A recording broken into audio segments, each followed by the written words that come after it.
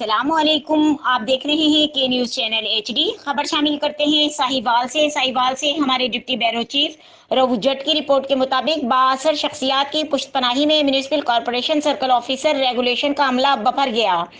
شریف شہریوں کا جینا اجیرن کر دیا۔ کبھی ناجائز تجاوزات کی وجہ سے جھوٹی اور من گھڑت درخواستوں کا رونا رو کر اور طرح طرح کی باتیں بنا کر اندھیر نگری اور چوپٹ راج کا کالا قانون آج بھی زمین پر قائم ہے۔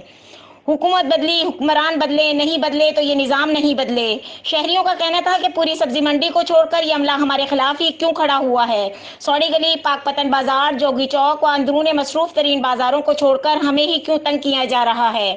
متاثرین نے commissioner Sahiwal, DC Sahiwal, DPO Sahiwal اور اعلیٰ حکام سے مطالبہ کیا ہے کہ باقی جگہوں کے خلاف بھی کارروائی کی جائے، ورنہ ہم سرابہ احتجاج مجبور ہو جائیں گے۔